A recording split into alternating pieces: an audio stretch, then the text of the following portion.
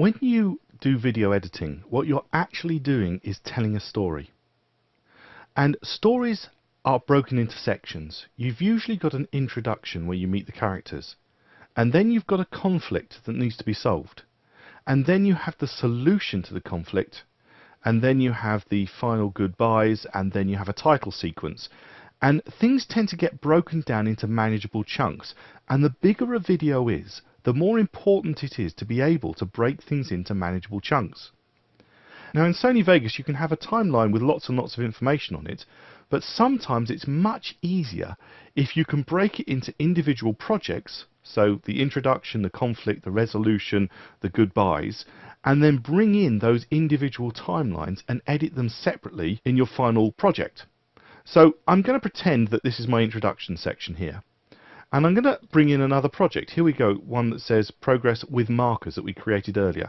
And I'm going to take that one and I'm going to drop it in and I'm going to let go. And it's come in here with the file that I was playing with earlier. Okay, so I've made some changes since last we saw it, but you can see it's the one with markers in. And in fact, I'm going to put another marker in here. And I'm going to put present end.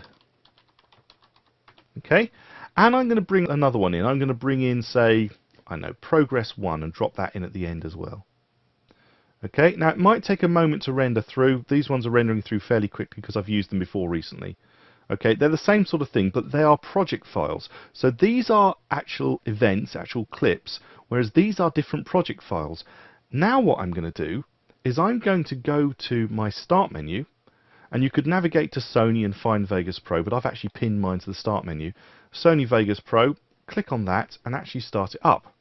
And a second version of Vegas Pro is going to open, and you can have multiple versions of Vegas Pro open. It doesn't just happen to be one, you can have lots of different versions open. So I'm going to open this version up, and I'm going to navigate to that project which is just here, and I'm going to double click to open the project. Okay, I'm not taking it as an asset to the timeline, I'm actually opening the real project itself. And give it a moment to open. And there is the project. Now I want to get rid of these markers, they're driving me mad. So what I'm going to do is I'm going to select the end one here, and I'm going to hold the shift key and I'm going to select the first one, and I'm going to right click on them and choose delete. All the markers are gone. Right, so markers have gone, and I'm going to get rid of this clip because I don't really want that clip in there anymore, and I think I want to cut the audio back to here, so I'm going to select the audio clip. So I just take that to that point and S to slice it, get rid of that bit and delete. Now, that will not presently update in the other one that I'm working on. Nothing's happening, I've still got the markers, nothing's updating. However, if I now go back to my timeline and I click save, it's saved the project. Okay, so that project is now saved. Now I'm going to go back to my other version, and it's going to come up with a dialog box in a moment. Here it is, and it's rendering the file. It's going through. Now what's happened is it's not actually shortened the clip. It's got rid of all the markers, but it's not shortened the clip. And if I pull through, notice this is this sort of orangey line here. When I go to the end of the orange line, what I get is actually what's at the beginning of my clip brought back in again. It's kind of looping it through. So what I need to do is actually trim back to that point. And I'm going to trim it back, and I've got my ripple edit option selected.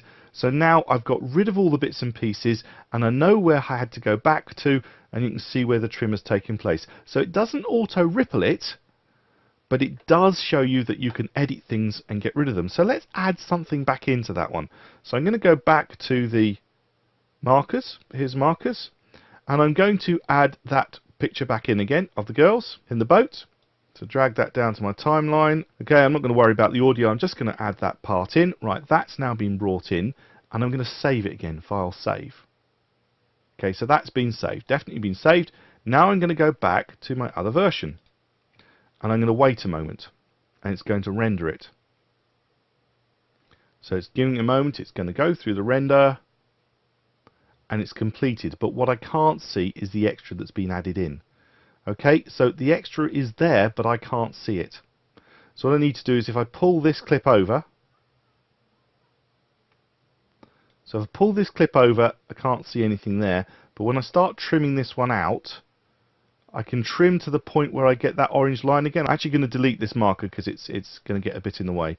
So I'm going to now click and pull that through, and you can see I've got the orange line again telling me what's going on. So if I go back to the orange line, I've got nothing but the girls playing and their speedboat to the end of that clip, and now I can just put that clip back in place.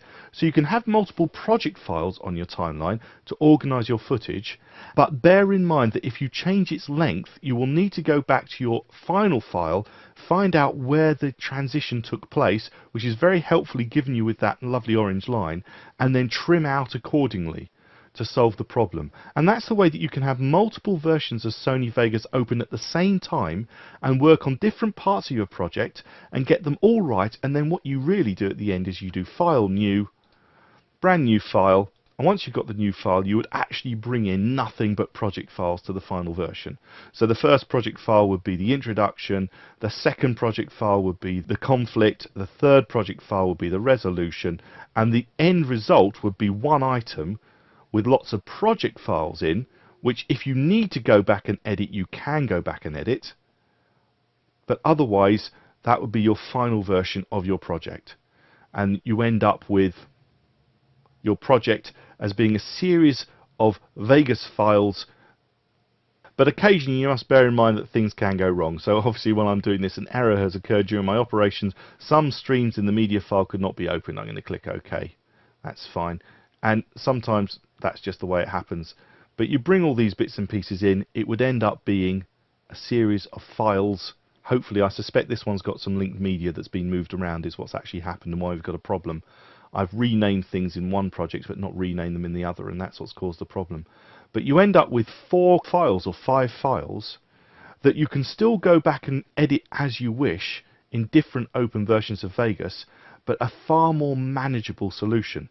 Because rather than having one massive timeline that you're forever scrolling and backwards between, you're just going in and editing the appropriate bits, and if you make changes, Vegas will tell you with that orange line exactly where that new transition point is. I hope you found this useful. My name's Andrew Davis, and thanks for watching.